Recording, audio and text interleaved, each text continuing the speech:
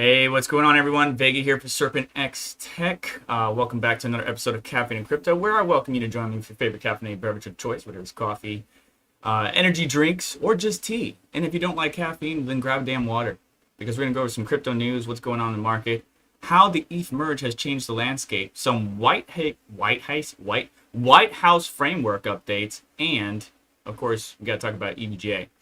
But before we do, I do have to clearly state that today's video is brought to you by a particular sponsor.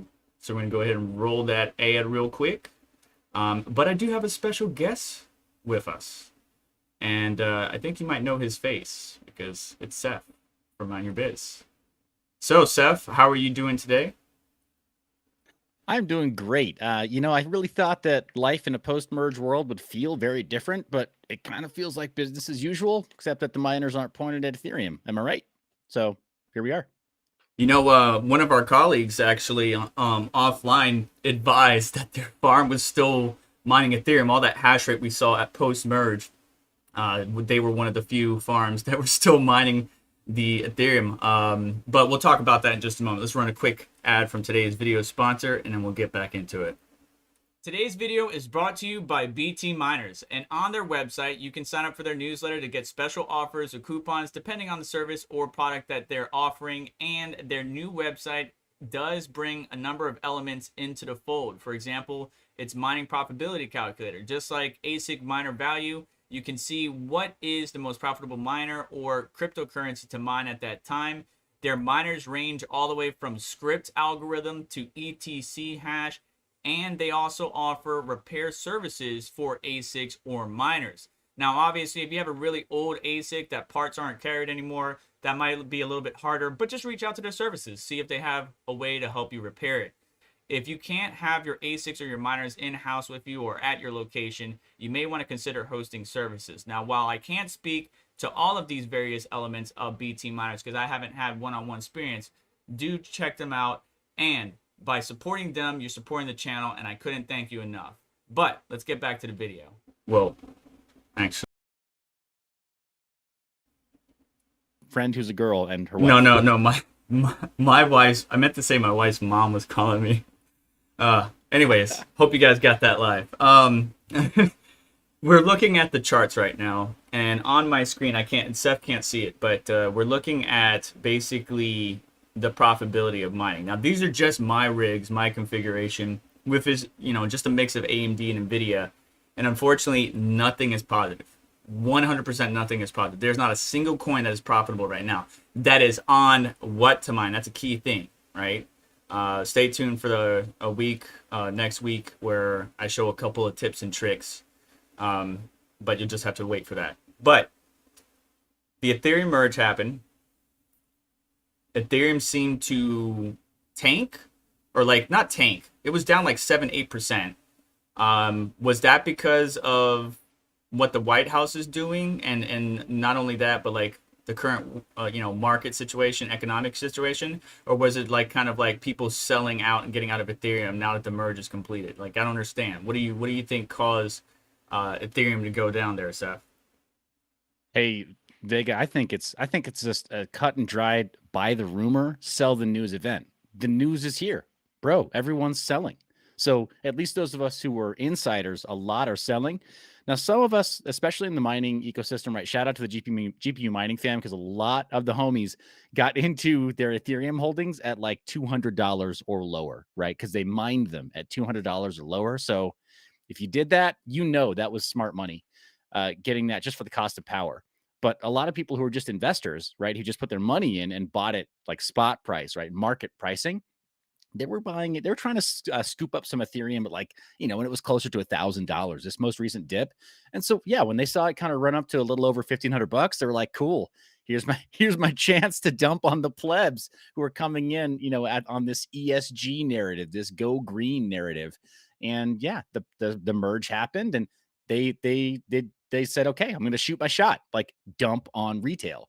It's an old play in the crypto playbook, and we've seen it happen time and time again. Now, is Ethereum dead? No, it's not dead, but it's been taken down a peg, right? Mm-hmm. So that's why, in my book, or in my opinion, is just that, yeah, it's just the old Buy the rumor, sell the news. The news, it's 2 days old now. See, great minds. I've been saying that for a hot minute, and it kind of felt like that leading up to the merge. So right now the market's kind of meh, right? MEH, meh. Bitcoin's below 20K. Ethereum's taking a little bit of a dip, but there are some coins that are positive. XRP, yay, is up today. And let's just go over some of the news articles that I have here. Unfortunately, Seth keeps getting overridden because I suck at streaming. But point being, we're gonna go over some news while you guys hang out with us. So there was another coin that came about during the merge, and that was the ETH coin. And it seemed like the merge happened, and when those were publicly tradable on spot in various exchanges, that coin also took a dip. And I saw at one point in time before the merge, it was at 138, and then when it was released and people were able to trade it and stuff like that, the volume really picked up, and that sucker dipped down. I think it's below $10 right now. And very interestingly, as new ventures pick it up, exchanges, dexes, and stuff like that, people are making some mistakes. And actually, Mind Your Biz yesterday caught me on a stream and advised me something was going on. And I went and took a look. Matter of fact, I have not checked that out, Seth. I wonder if it's still going on. Let's go take a quick look at Kyber Swap and see if that is still ongoing or what. I'm gonna copy you over here because I've still got it open on my tabs from content yesterday. I was looking over the Whitehouse fact sheet, and I was actively the whole time. I kept getting distracted by this thing going on Kyber Swap, Vega, because it was just so juicy, right? Like it seems too good to be true. It probably is, but like, I mean, dang, it's distracting, right? Like, yeah. If nobody plugs the dike, so to speak, right? If nobody fixes this, then man, who knows where this could go? So I'm still confused on the back end. Did you ever make your video? Were you able to get a video out last night on it or no? I was not able to get a video out on it last night, in part because a lot of this stuff is just kind of, there's a lot of moving parts here, like especially with Kyber Swap. It turns out that the thing that's going on with them, Vega, is there's an Oracle disconnect. And we talked about this problem in crypto for years, right? The Oracle problem. People who don't know about the Oracle problem, it's that there's so many of these decentralized protocols that need to look for a source of truth, right? And we like to think that the blockchain itself gives us enough rich data to be able to run things, but that's not true. Chainlink is really popular for a reason. It's been so highly valued for a reason, and that's because they are one of the most frequently used sources of data truth, right? Like for market pricing and everything else related to market pricing. Well, when you have some of these hard forks, or when you have some of these projects that have just sort of forked off from the original code base, say that 10 times fast, right? Forked off. But like they have this problem where they don't know where to look for data truth, right? They need a good oracle.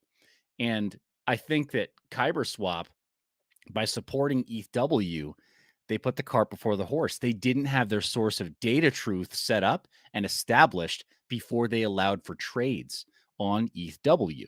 So here we are with all these available pairs, these coin pairs, where all you have to do is import the smart contract address of any token you want that's currently like active on Ethereum, but you can simulate that trade on ETHW. That shouldn't be the case. And then worse, like you pointed out on your live stream yesterday, not only can you simulate that trade on ETHW, on ETHPOW, but the Oracle data feeds are so incredibly wrong that the pricing is completely out of whack. Like we know that ETHW is trading for a little under $10 real world pricing, right? But here on Kyber Swap, like, man, they make it seem like it's it could be that the Oracle is just saying like, okay, well, if ETHW is that much devalued below Ethereum, right? ETH ticker symbol, well, then there must be a relative pricing for, say, like Tether, right? Or for like whatever, Chainlink or whatever other, like, or Shiba Inu, right? Like that there must be the same relative decrease in value for that, but it's got its algorithm like flipped or something. So it's got it the other way where it's like overvalued or something. Right. I don't know what's going on, but yeah, it's like, it's all backwards there. So yeah, that's why I didn't do any content on it. Cause I realized, man, there's too many unknowns, and it's just so obviously foobar that like, I don't know how it's going to get fixed or what that's going to look like. But I did have a friend of mine who's a bit more of like just a pure degen. He doesn't do mining. He doesn't do anything outside of just like NFT and degen DeFi, who was like, hey, you know what? I think that probably a better source of truth on those ticker symbols is a different stable coin that is an over collateralized stable coin. And so he made a recommendation there. And I flipped all of my, my fake paper profits into that over collateralized algo stable coin on ETHW. And I don't know, man, we'll see. Maybe it's nothing, maybe all of it gets clawed back. But like you were saying, if ETHW is only worth about $10 each, I don't really have that much to lose if it all gets clawed back or invalidated or, Right. zeroed out. I don't care. And it was under $10 last time when I checked. I'm not gonna even bother checking now. Right now, when I first bumped into this, it was almost 32,000 per one ETHW versus the $10-11 it was at. But now it's below $10 and it's still at 28,000 per ETHW. Essentially, what that means is when you switch change, if I get out of your way here and remove my camera, when you switch change, the normal Ethereum chain has Ethereum at the right price, right? So one Ethereum is 1442. But if you switch to POW, ETH POW, you will see one ETHW, which everybody got a 1-to-1 if it was on a supported exchange or wallet, is 28,526. So this is a video that I did yesterday live just to try to get it out there. And actually, somebody said something on Twitter saying I was trying to spread FUD. But then when you look at his screenshots, they were clearly on the ETH chain, not the ETHW chain, which was the whole point of the video. So not sure what Kyber needs to do to fix that. I don't have any Kyber contacts. I tried reaching out to them to see, hey guys, you need to fix this, but yet to actually get any traction on it. So the Ethereum merge happened. Profitability went down. We got an ETHW token. It went down as far as profitability. Let's move on to a couple other topics here. I'm just going to blow through them because I really want to get to the main topic today, which is the Whitehouse framework, because that's what Seth and I want to talk about. He's more he can articulate the words that I probably are trying to say much better than I can. But yeah, market is still moving sideways. Bitcoin stocks, crypto. We got some new headlines coming out, or new waves coming out as far as the regulation goes. The emerge is done. They're saying they're going to keep touting the 99.9% less energy usage statement, and it's driving me up the damn wall to hear that. I understand it is less energy than proof of work, 100%, but never mind. I'm not going to get into that because it's causing another damn debate. Ethereum miners are being ditched. Yeah, who cares? We already knew this was coming. This has been planned since the jump. What you need to know about the merge? Well, the biggest thing for me is the fact, and we actually started a conversation. I'm not sure if you caught on to this, Seth, but on Twitter, Believe Mind Your Biz started a thread, and it was talking about the stake, right? We were talking about the stake, and maybe Son of a Tech did, then Bits Be Tripping commented, and I commented, and then Micah joined it. And so there seems to be a disconnect amongst the ETH devs, and they need to isolate and talk about when is this actually going to happen, because it doesn't seem, we got Tim Biko saying one thing, and then there's an Ethereum document out there online saying the same thing, or basically that around Shanghai or by Shanghai we should be able to enable withdrawals of stake ETH. But then Micah came back and said that's incorrect. There has been no agreed upon date. So for those of you who thought the merge was going to be like, okay, now I can unstake my ETH, and then you're getting blindsided with the truth, and that is you can't. The stake ETH is still stuck. You have to wait for another update, not just a fork, but another update. My statement was during the miner meeting was, at Shanghai, we should hopefully have some clarity. Not at Shanghai, we should be able to withdraw our staked ETH, but at Shanghai, that fork, we should at least have some clarity from the devs as to what the game plan is, what's going to happen. How much would you be able to unlock at a certain time, blah, blah, blah, yada, yada, yada. Right now, Coinbase, Kraken, and Binance are the three largest cryptocurrency exchanges that own about 30% of the network stake. That's quite a lot and concerning, but that's not my only concern. My biggest concern is that 40% of the Ethereum nodes are on Amazon AWS, which we talked about many times.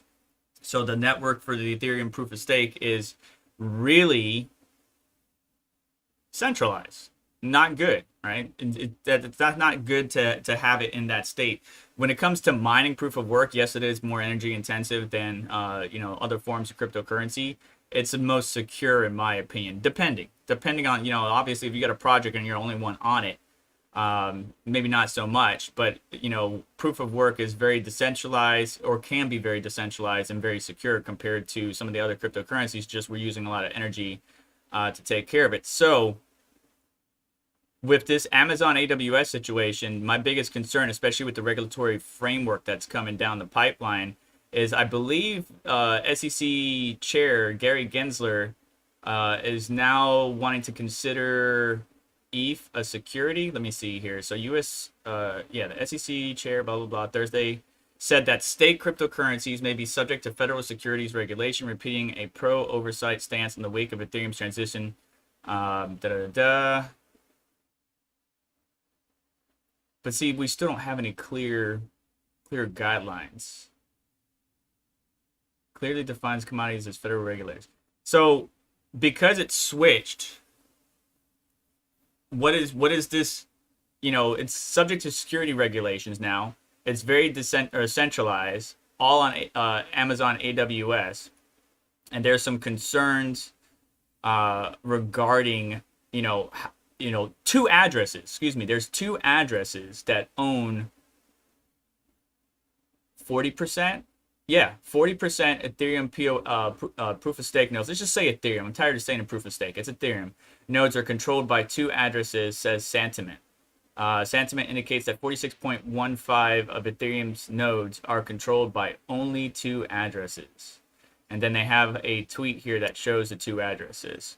What are your thoughts on everything that I just said, which is a lot to unpack? Yeah, there's a lot there, right? For sure. So I've got something that Niraj posted on Twitter. It's really great. It's from Senator Pat Toomey grilling Gary Gensler, and I'm here for it, brother. Let me share this. I just went ahead and reshared my screen with I got audio. you full screen, buddy. So, thanks, man. Chairman Gensler, in your written statement, you acknowledged, as you have in the past, that there are some tokens that are not securities. And I know your view that whether or not a digital asset is a security is a facts and circumstances analysis. I know your view that the SEC has very broad authority. But you've also made it clear in the past that Bitcoin is not a security.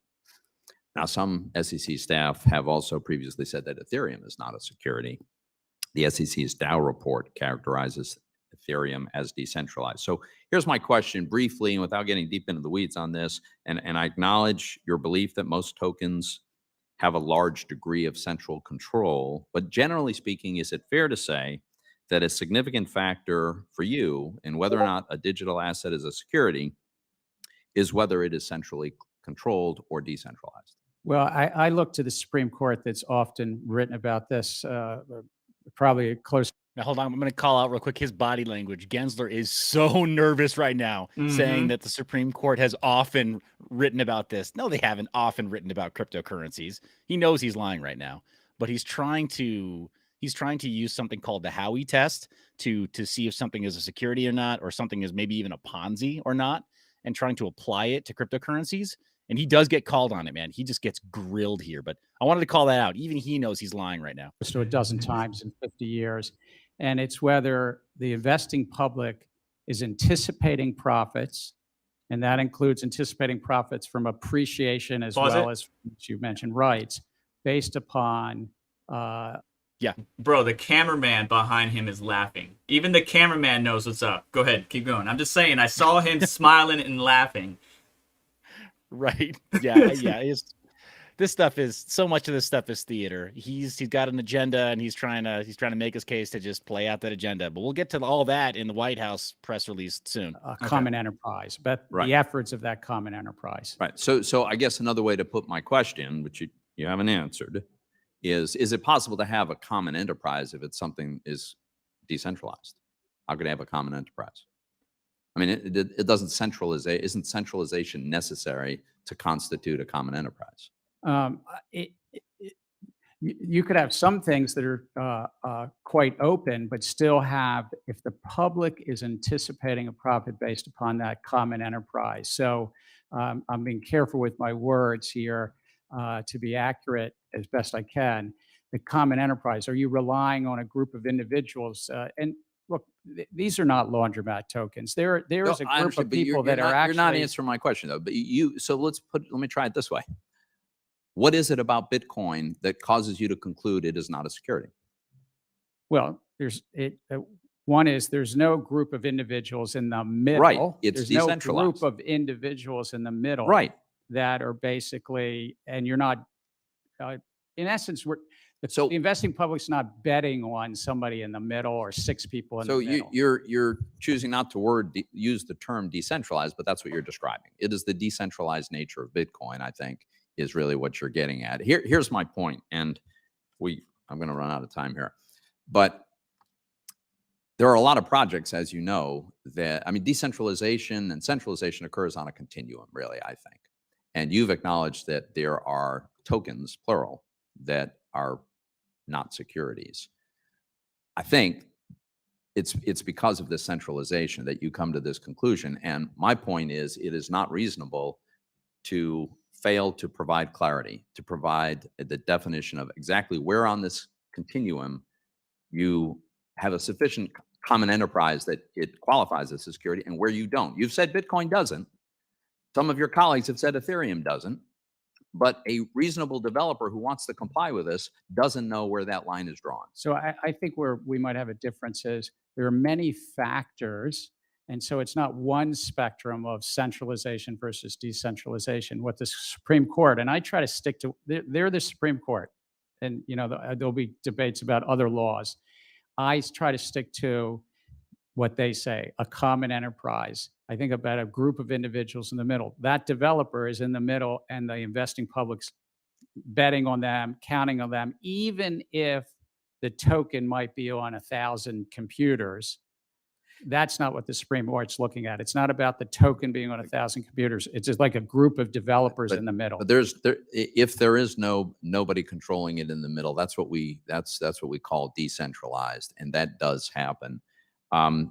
As you know, of course, the Howey test requires all 4 of the tests to be met in order for something to be defined as a security. Let me, Chairman Gensler. That's where he absolutely destroys him, though. He's like, okay, like just to keep things straight, to keep the main thing.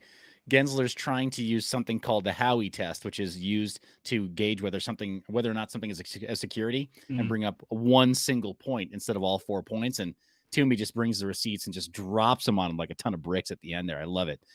So yeah, man.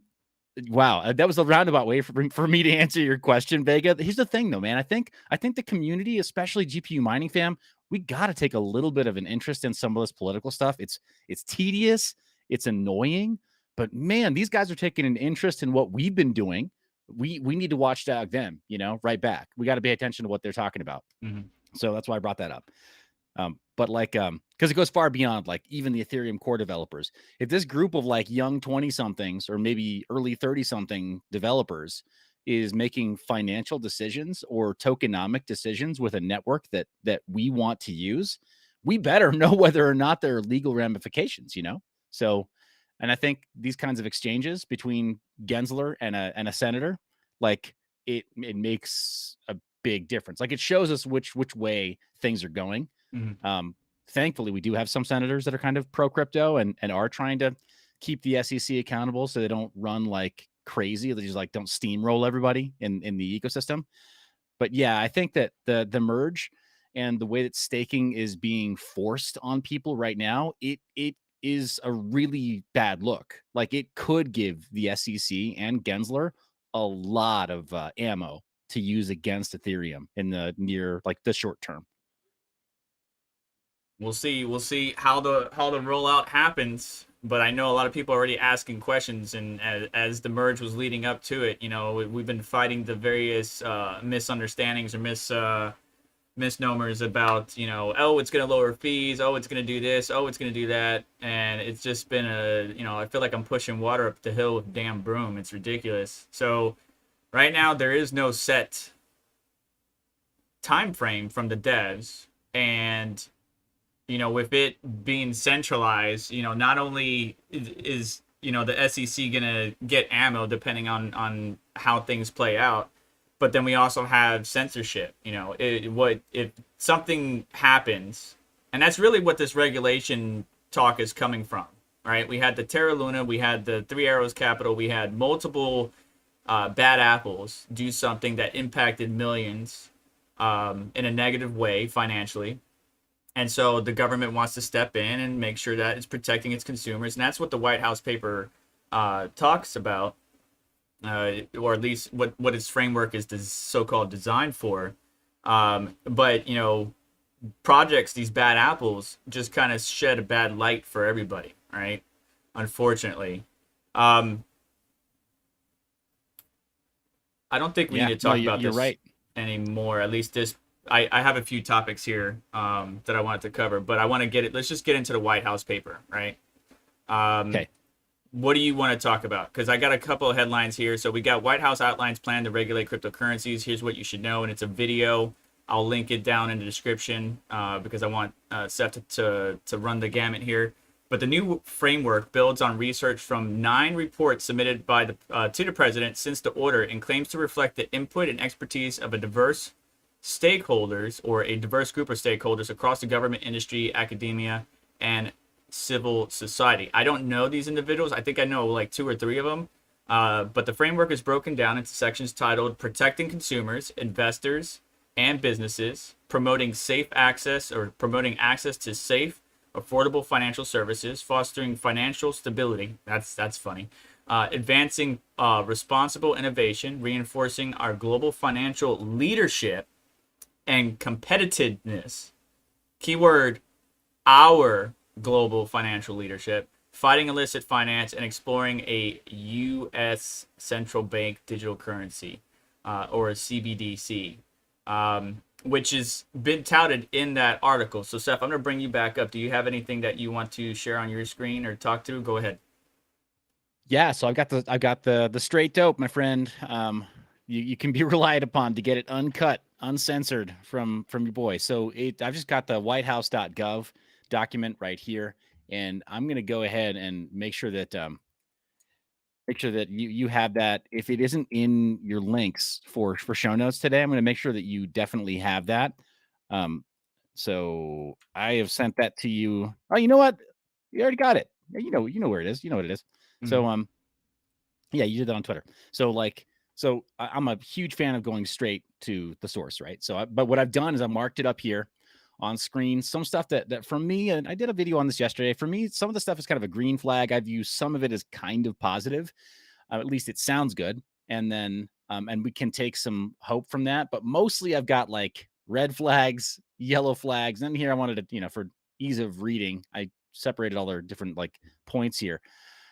What they don't do in the beginning of all of this is mention that they are interested in a CBDC until they get towards the end of the abstract here, right? So the summary, right? So it's like, oh yeah, all this good stuff. Look at these priorities that we have. We want to protect investors. We want people to have financial stability. We want illicit, who wants crime, right? Crime shouldn't happen. So we want to stop crime. Like, who can argue against that, right? Like, the Republicans are all, law and order, and Democrats want everyone to pay their fair share. And you can't do that if people are, doing crime. Crime needs to go away forever. So we can do that for sure with our crypto regulation. And then they talk, like the gin, right? That sounds really good. Everybody wants everybody to be included, right? In good things. Right? We want good people to have good things. And then responsible innovation. All this stuff sounds really good.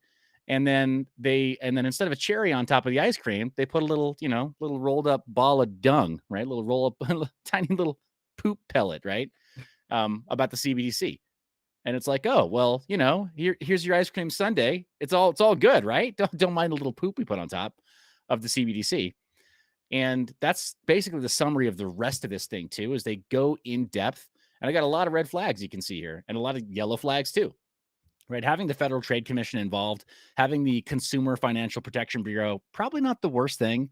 It's kind of like how, the Better Business Bureau, most of us don't think about the Better Business Bureau that often until we have a serious complaint, right, about a business that we've interacted with. And then it's like, okay, maybe we should start maybe some of these things are a good idea. Maybe we should start paying attention to some of the bad apples in the business space. And yeah, maybe we should be able to file a complaint without being a Karen. If somebody like legit rips you off, right? Or you go to a doctor or something and they commit malpractice, you kind of want these people to be blacklisted somewhere, you know? So having some consumer protection agencies, like I get why they were created and I get why we keep them around, but some of them are just like flat out abusive and anti-competitive, in my opinion. So I view some of these as red flags. Some of these are like, okay, it's all right, like necessary evil. You know, we need the FTC, kinda. We need this Consumer Protection Bureau, kinda. The Financial Protection Bureau, kinda.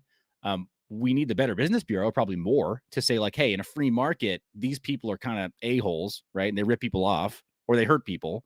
So we don't want those people around, like causing problems. But it's like, generally speaking, and you tell me what your experience of government is, Vega, but in my experience, the more that I see government get involved in certain things, the worse the outcomes are for those things. You know, like affordable healthcare. Dude, did it become affordable after the Affordable Healthcare Act? You remember? No, in certain government, I'm not going to get into the story about it, but certain government officials and political figures were actually caught doing fraud using the Affordable, Healthcare Act. Like they make the rules and then they game the rules and abuse the system and they make profit while the rest of people who needed healthcare can barely afford it, if at all. Exactly. So it seems like my experience with government has always been bad, and I was there in the 2008 economic downturn and watched my mom get wrecked, due to the housing market crash or whatever bubble burst. And ever since then, that's why Satoshi did what he did in 2008, 9. But that's the reason why I ventured eventually into cryptocurrencies and stuff like that. But yeah, the government has a tendency to take something, make it to where they can control it, and then they fuck it up. And I bleeped out my own word. Yeah, but I appreciate it. It's a family show, right? So I'll follow suit here and try to keep it totally PG. So yeah, I agree with you, man. I think a lot of us in crypto are largely kind of we either view ourselves as independent, or if we're more, on the liberal or progressive side, we view ourselves as centrist, or if we're more on, right of center, we view ourselves as maybe more libertarian than maybe Republican. And then yeah, sure, there are people who like vote according to certain parties and stuff if you're a US citizen, but a lot of us view us as being kind of more centered, right? Because of that, and a little bit anti-government because of that. Like I firmly believe that you can't be like totally pro crypto and also be totally pro government. You see that they kind of messed things up, and that's why we turn to these alternate systems of finance and these alternate systems of money, right?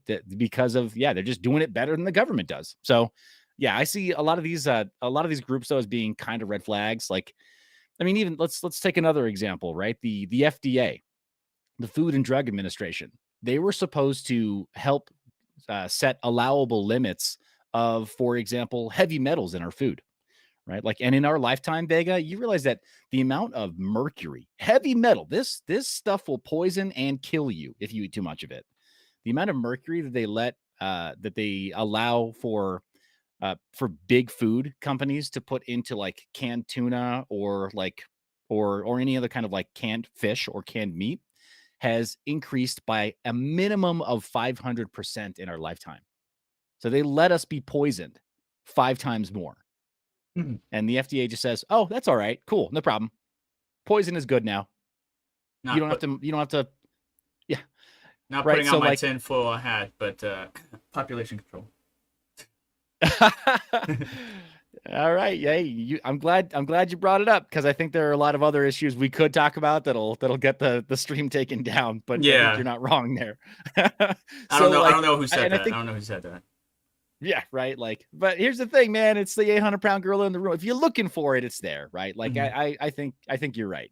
So I view a lot of these additional agencies, though, where they bring up a lot of 3- and 4-letter agencies that it's like, what is that? The FLEC, right? Financial literacy education, like that exists. Okay, so maybe this is a new organization. How could they possibly mess things up further? well, yeah, for them, they're like, well, hold my beer. Let's see how bad I can mess it up, right? Like, in the rich history of government agencies messing things up, right? So we have a bunch of these other organizations that they're invoking here in this document, like the FLEC. That's going to be fun. Affordable And then he talks- financial services leaves traditional finance leaves too many behind, meaning the rich get richer and the poor get poorer. Kind of. Here's the thing. That's a red flag to me when they say leaves too many behind. Vega, you remember also the No Child Left Behind initiative? Oh God. You remember that was kind of the shifting point in public education here in the United States when things got like provably worse. Mm-hmm. Like, I mean, you probably felt it when we were kids, probably about the same time, right? We're 80s, 90s kids. So we remember how bad the U.S. education system was back then. It actually got worse, like unbelievably. It somehow got worse. And I think a lot of it had to do with the No Child Left Behind initiative. And, I'm not going to make it about Democrat versus Republican. That was George W., right? No Child Left Behind. That was not Obama. That was not Clinton. That was Bush in between. Right. So I don't think it's about one party versus another. I think it's just about big government trying to justify their existence and justify all the bad taxes they add, So when they say leaves too many behind, I still have some PTSD from them saying, oh, no child left behind. It's like, bro, you left so many children behind and actually getting educated as soon as you started talking like that. So now you're saying you don't want to leave people behind in finance. Like, that for me is a red flag. Like, oh, what you really mean is, or what's really going to happen is a lot more people are going to get left behind in their wealth. Maybe not in like the systems, but in their wealth and the ability to create and preserve wealth. Like, nah, man, they're going to be some serious winners and losers in this new system. And I think y'all already have like your team picked out for the winners. And I don't think we're on it. Right. So that's my concern when they talk about it leaves too many people behind. We want it to be safe and affordable, just like affordable healthcare, huh? Yeah. And safe, just like the current financial system. Right. Did you know, Vega, that I don't have the specific numbers, but that wire fraud is so common in real estate that every single real estate agent that you talk to, and definitely all the title and loan people, if you ask them like, hey, has there ever been a wire fraud that's committed on real estate? Like, sit back and they'll basically ask you how much time do you have, because they've got a dozen stories each of times that wire fraud has been committed in real estate, right? Like, and it's tempting, right, for a bad guy to say, oh, you're going to drop $100K on a new house, or you're going to drop whatever, $250,000 or $500,000 these days on a crappy new house for $500,000. It's insane, but you're going to drop all this cash. Like, I wonder if I can intercept that, right? Like a bad guy who's good at his job, right? A thief who's good at his job is going to look for that. It's a good mark. We'd agree. That's a good day's work for somebody who's a criminal. And that happens in the current system all the time. So when they say safe, I'm like, you can't seem to secure the current system. So what makes you think so do it with this new system? Exactly, right? So when the government says safe and affordable, big red flags for me, brother. I just get so worried about it, because I know historically when they say things like that, what their track record is, and it's not good. So that's why I got the red flags written there for sure. But then they bring up Fed Now, right? They're trying to peddle the new Fed Now system that's going to live alongside the real-time payments clearinghouse. So ACH, the ACH system that we use right now for payments. And yeah, they're kind of saying like, this is, in my opinion, also kind of why characters like Gary Gensler stopped being so vocally supportive of XRP, is because, he was in the private sector before. So XRP looked like maybe a good solution. Now that he's in the public sector, he's like, oh, no, we got Fed Now. Like, your mom says we have XRP at home. What is XRP at home? It's Fed Now, right? So yeah, they want fast interbank transfers, and they want it to be their solution, and so they have more control. So safe and affordable, we'll see about that. But something that they fully control, yes, sir, that's what they're after. So is it good, bad? I don't know. I'm indifferent. I think it's going to be more of the same with Fed Now. It's going to be no better or worse than ACH. It's just going to maybe seem like it's faster, but they already They've already like decreased the waiting times, right? Like, when's the last time that you had a paycheck be stalled for delivery and finality in your checking account since all the lockdowns and stuff? Can you remember? Mm-mm. Right? They sped it up. And that just has to do with the policy change. They just said, okay, well, banks, you don't have to wait so long. And that was it. They just like decided, like they made a decision like, okay, most people who are here, stuck at home, working from home or whatever, like, they need access to their paychecks faster. So don't put a 1 week hold on people's paychecks. And then that was it. Like, like magic, our paychecks stopped getting a 1 week hold. You couldn't do this crazy, years right? ago. Yeah, right. Yeah, we're like, dude, like, yeah, what was the holdup? You guys were obviously holding out on this. So yeah, moving down the line though, like I could go really in depth, and this live stream would go really long if I did. But as you can see, a lot of this stuff I view as red flags, frankly. Them talking about new agencies encouraging the adoption of these systems, especially FedNow in that context, where when they say agencies will encourage, what they mean is some agencies will enforce, right? By force, they will require that certain banks use FedNow. And then other agencies will be like, hey, you wonder why you keep getting audited? It's because you're not using FedNow. They won't say it out loud, but it's like, oh yeah, if you want the audits to stop, hey, we keep on telling you to use FedNow. Maybe the audits will stop if you do start using FedNow. See what I mean? That's what encouragement looks like for them, because those are the tools they have, man. They can audit you, they can bug you a lot, and if they leave you alone, then your life actually seems like it gets better, right? When these agencies leave your business alone. So I think that's how they're going to encourage the use of FedNow, is they're going to bully people, and especially the small business owner, man, the lifeblood of America and freelancers, right? So they're going to bully you until you start using it. I do like using the Go ahead. instant payment systems for their own transactions where appropriate. For example, the context and distribution of disaster emergency funds during a situation like the aid given to, let's say, Louisiana, Florida, Texas, or whatever state during a natural disaster was super slow. If there was a way to speed it up, that'd be kind of cool. But again, now this is under a central authority, with their rules and system in the game. And it kind of feels like, what was it? The economic machine, how the economic machine, or the cycles, the changing order for Ray Dalio. You know what I'm talking about? Those videos. Mm-hmm. It basically states that like the U.S. right now is the dollar is dominant around the world, right? Everybody bases their currency off of the U.S. dollar.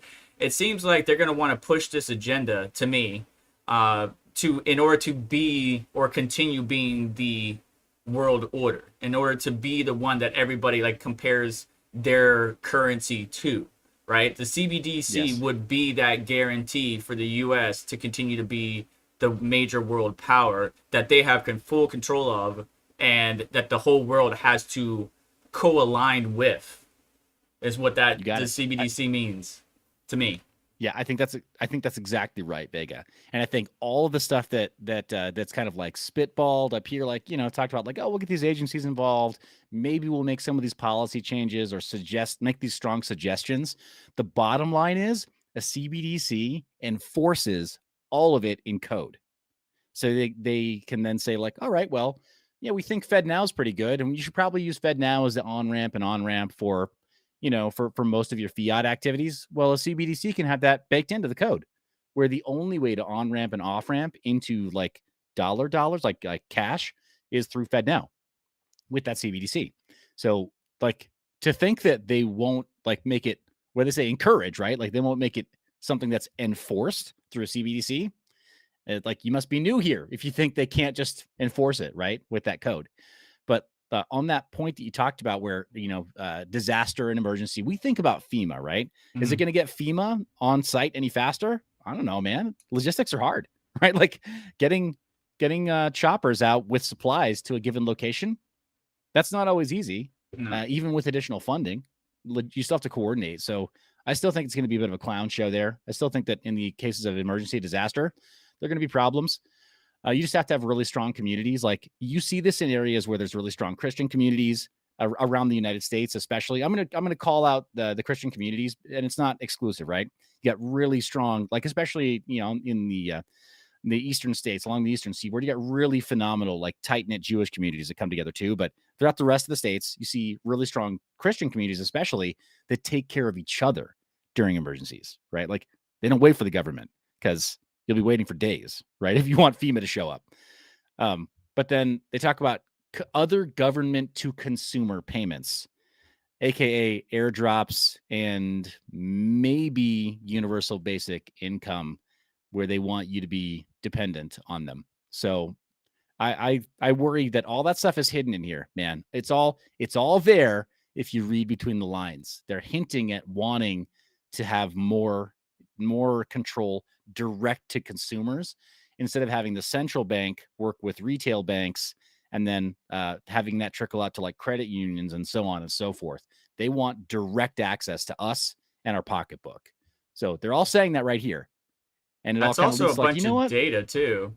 That's a bunch of data that they can collect on the individual that uses their system, whatever it is, that they can then sell for profit. So not only are they making profit off of you using their system, whether you're a business or an individual, but they're also making profit off of the data or the information. Like, okay, we can see Chris Vega use the U.S. CBDC to buy a Pornhub subscription, or he bought 5 GPUs, or he bought this. Okay, so obviously he's a miner that's addicted to porn, and then build this profile and then sell that out to the highest bidder, which is already being done in great quantity by various social media platforms and stuff like that. So it's just more control over every little nuance. Like the government wants to know what hand I wipe my ass with, and it's ridiculous. They don't need that much control and that much information and that much data on me, but they want it. Yeah, no, Vega, I think it's spot on to worry about how the data collection is being done. But here's my concern: the U.S. government, generally speaking, is not in the so-called business of data brokering. They don't sell any data that they have on consumers to any agencies or any private businesses here in the US. But the other way around, it happens a lot, right? So JP Morgan, Chase, all the other retail banks, all of the other like large social media platforms, government agencies and local law enforcement agencies, they buy data from them all the time without a warrant, right? So they skip due process all the time by buying that data from those groups. With the CBDC, they're cutting out the middleman, brother. They can just aggregate it all for themselves for whatever their plans are, and they don't have to share it with anybody else because they control all the money. Why do they need to sell it when they can just print more? That's their game plan. They just want the power. They just deal in power. That's it. Control and power. What is this CBDC going to be backed by? They have, shake the magic 8 ball, and I think it's outlook uncertain, right? It's not clear. Nobody really knows what it's going to be backed by. Sorry, the full faith and what is it? There's the way that they talk about it on the dollar bill, the full faith and credit of the U.S. government, I think is what it's called. So whatever that's worth, but yeah, this continue to be backed by our faith in the U.S. government and their credit standing, I guess. But yeah, man, just red flag after red flag in this thing. National Science Foundation is going to back certain kinds of research.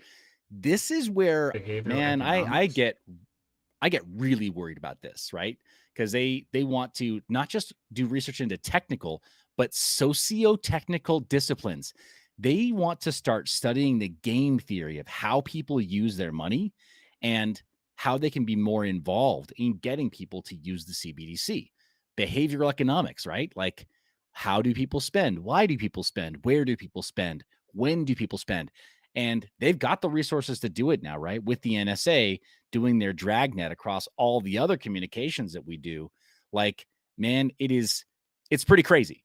It's pretty crazy what they're trying to collect on us now, right? So they say it's because they want it to be usable, which again, when the government says it, they mean they want it to be used only in the way they choose to have it used. So usable the way they want it to be, inclusive. And when they say it, the government, that and the insiders or government cronies need to have That's equity in their minds, right? Like, how does Nancy Pelosi get to engage in insider trading as a qualified investor, and you and I don't? That's equity in their minds, man. And then accessibility by all, like, nah, I'm not buying it. When they use these words, they mean the exact opposite. So that's what I mean by reading between the lines here. Now they got the National Science Foundation funding studies into how people behave so they can achieve their objectives even more than they used to. So now I'm more concerned about it when they talk about who they're going to fund. So some green flags, though, would be the Financial Stability Oversight Council will publish reports discussing digital assets, financial stability risks. So if they're going to publish reports, like, great. I'm happy to see them publishing data or their findings or their interpretation. Like, one thing that at least on paper should be great about this country is freedom of information. And a lot of the relative transparency of declassified documents that the government publishes here. We should pay attention to things that the government declassifies and that they publish openly. Like, for example, their plots against MLK Jr., right? Like, for example, their experiments in MK Ultra. Like, for example, their discoveries surrounding Area 51. Like, for example, their research into microwave radiation and the way that 5G and millimeter wave tech can be used for crowd pacification and making people docile in large groups. All that stuff they've published, right? So anytime they say they're going to publish their findings, we should pay attention. That's a green flag. But we gotta go out of our way to read this stuff, Vega. Like, so if they say they're going to publish it, I want to be there paying attention to everything that they're admitting to doing right now. So green flag there, at least. Let's see. So the Terra, potential for instability. Terra, go ahead and read that because I want to talk about the Terra real quick. 2 seconds. Yeah, sure. Yeah. Green flag here that I marked was the potential for instability was illustrated in May 2022 by the crash of the so-called stablecoin Terra USD and the subsequent wave of insolvencies that erased nearly $600 billion in wealth. And they commit to a time when this Financial Stability Oversight Council will publish their report. So it's imminent, man. In October, they're going to publish their findings based on all that stuff happening. Interesting. And so this whole interest before it was, let's take a step back, let's see how the market does. 2017, 2018, 2019. Okay, things are getting cool. People are making money. Great. We started having projects fail and people starting to be impacted and billions wiped out in less than 24 hours. But we also had the war in Ukraine happen, and Russia's using crypto to, skirt any sanctions and stuff like that. It seems like ever since that war took off, and then we had these multiple collapses of various entities, that the White House has taken a heavier interest in the overall landscape of things, when before it was, let's take a step back and see how it goes type deal. But it is, those type of reports and data are interesting to me. I would like to read it as it comes out, so I'll be looking for the one in October. But we definitely could use that data, and I think the average consumer could use that information to help protect themselves in some form or fashion. Yeah, I hope so, man. But it says it's going to identify, the reports are used to identify regulatory gaps and make additional recommendations to foster financial stability. So maybe the crash wouldn't be as huge, I guess. I think the bottom line is the government does have to justify having the jobs that they have or taking the taxes that they do and putting some of these organizations in place the way that they do. So yeah, they do have to try to make life livable, at least in this country. And real talk, bottom line, I love that it was mentioned in the chat that one of your viewers used to own a certain type of store. Can't talk about it too openly, man. I've got a video all about that on my classic channel that probably left me totally like SOL, which is why I kind of like have been doing the split channel approach. But like, real talk, in this country, Vega, we've got constitutionally protected rights. They weren't granted by the government. They're just respected by the government. And because of the millions and millions of Americans who exercise those rights and enjoy those rights, we've got a government that properly fears us. If you don't think that's true, you haven't read enough history, right? So they do have to take care of what we want on some level, And they know that if they ever tried to treat us like outright abusively, like if it was obvious that it was abuse, there are enough people here that, would say like, that's intolerable. I won't stand up for that. I'll take this, I'll take this into my own hands and, like we'll negotiate a different way. So yeah. And I'm not just talking about, freedom of speech, the next one. The next right in line. So they do have to listen to us. So to wrap things up, because we usually end at 12, but we're not going to be able to do that. Let's see if we could cram it into 15 more minutes, because I do want to wrap up the stream and talk about one more subject and the impact it's going to have. But any other key points on this? It seems like, are you going to do your own stream of breaking down the key points that you have highlighted, or what? Yeah. So I did a little bit. I did kind of a summary yesterday too. Did and I you? apologize, man, because but I kept it kind of light and breezy. I think I tried to wrap it up in about 20 minutes.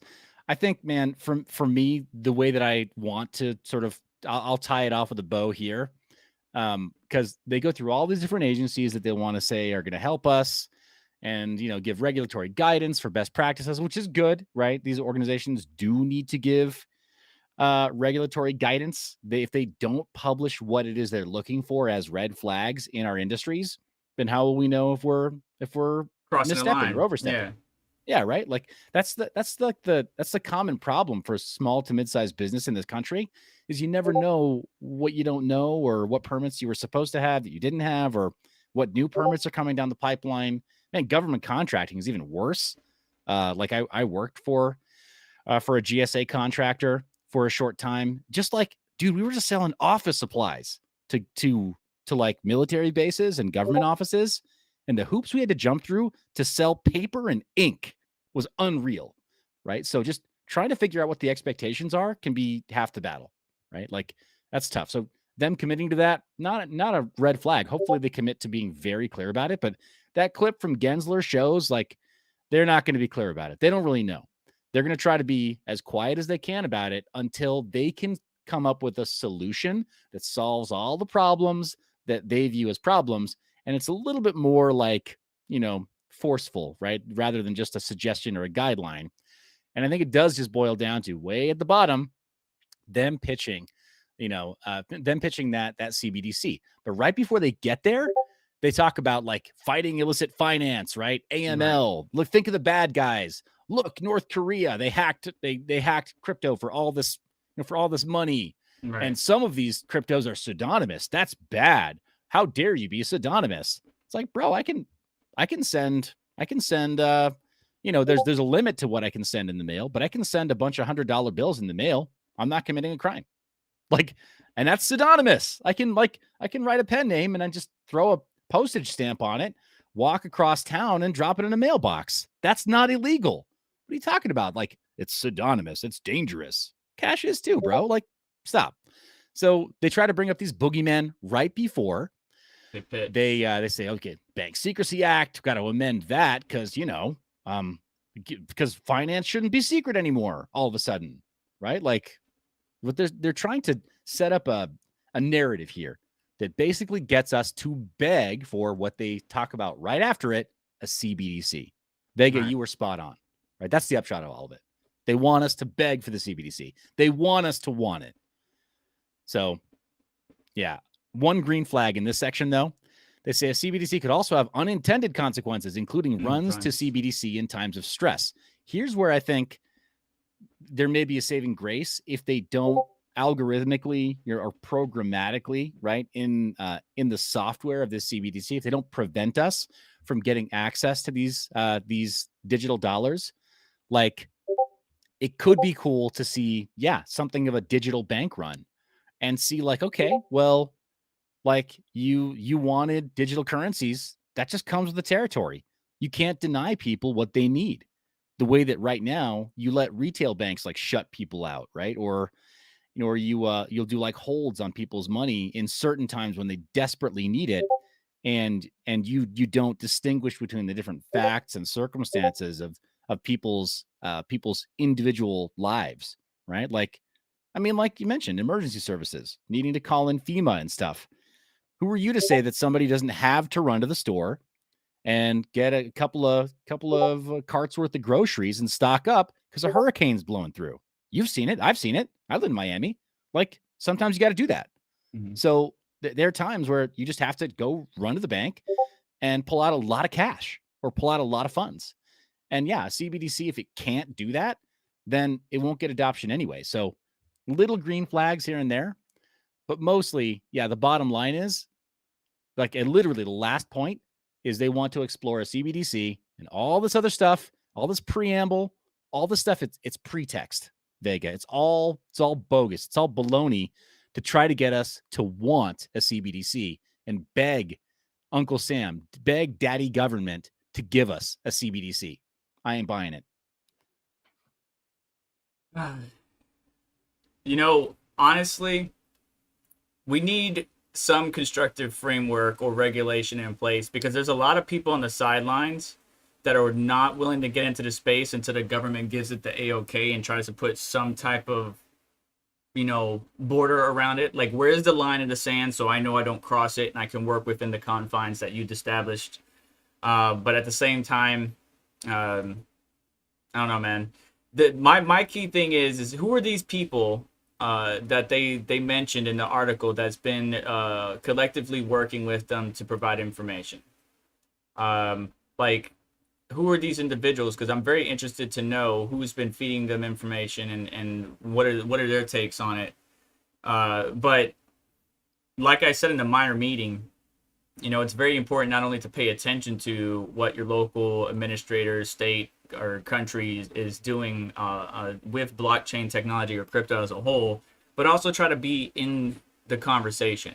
All right, try to steer the conversation. The bad thing is that you're gonna have people on the opposite side of wherever you stand trying to push their agenda or their ideals or their concerns, like, you know, all the boogeymen that comes in crypto. You know, look, you know, 600 million billion was wiped out because of this project and blah blah blah. So it's an uphill battle, but it's one that can be not won, but one that can be kind of steered in the right direction.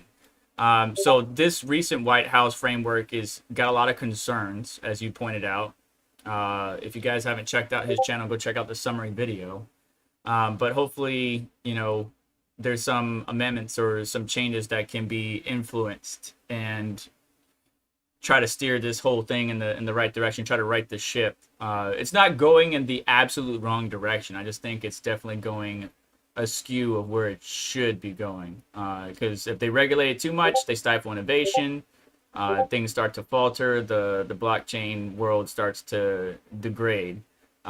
If they don't regulate it, then we have bad apples that steal billions of dollars from retailers and sometimes even big business. And then you're SOL there. So there's got to be this balancing act that the government needs to do, but we got to make sure that they're getting fed the right information. To wrap up the stream, at the very beginning, what's up, Conceal? Thank you for stopping by. To wrap up the stream, mining profits have tanked. There's not a coin that's profitable on what to mine right now, but there are coins, believe it or not, that are profitable to mine if you know what to look for. The Ethereum merge completed, thus causing all this hash rate to go elsewhere, spiking difficulty, profits going down.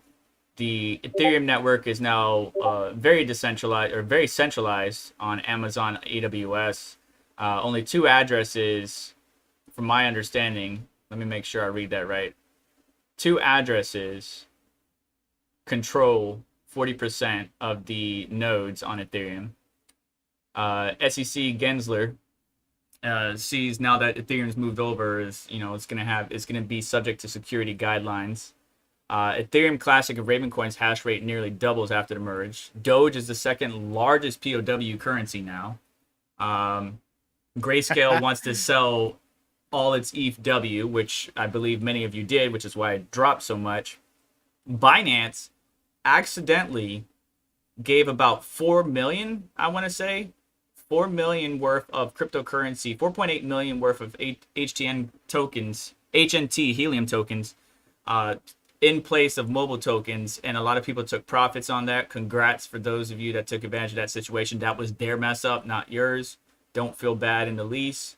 And and we got the White House setting out guidelines. We're going to see how that affects and impacts us. Now, the last story I want to leave off with before we wrap up the stream is something that maybe a lot of people in the crypto space don't care about, especially if you're a trader or just a degen. Is the end of term for EVGA and Nvidia's partnership. This is a #1 provider of Nvidia GPUs, and on top of that, and let me bring you guys in and talk to you directly. Not only was it the #1 seller of Nvidia GPUs, but it had the best quality. It, to me, was the best overclocker. It was the best design. So losing this, I lose my #1 recommendation. If you came to me back in the day and even throughout now and said, hey, I want to build a system, what do you recommend?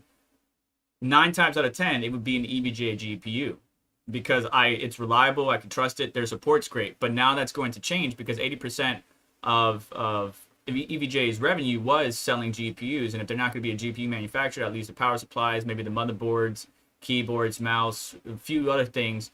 But that's a lot of support, a lot of talented people. And I tweeted out to Intel and AMD and other manufacturers yesterday that if an EVGA employee approaches them looking and seeking a job opportunity, and even Nvidia, and that's only if the EVGA employee wants to work for Nvidia, that those companies should consider them because there's a lot of talented people, not only on the support side, but the logistics and the PCB design and the overall design of these GPUs that should have an opportunity in the tech space if they do seek that employment opportunity. So this is going to be a huge hit, which means, Nvidia doesn't care. This is not a huge hit to Nvidia. Nvidia doesn't care. They'll just allocate their GPUs to Asus, MSI, other manufacturers. Maybe a new manufacturer would get in the game, or vendor, excuse me, not manufacturer. And they'll be fine. 40 series will come out. There'll be plenty of supply.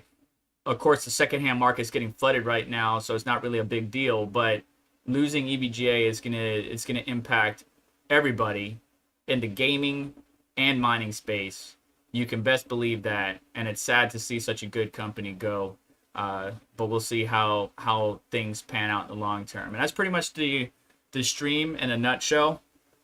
There's a lot more that I wanted to talk to Mind Your Biz Seth about, but unfortunately, I got to get some errands done. He's got work to do.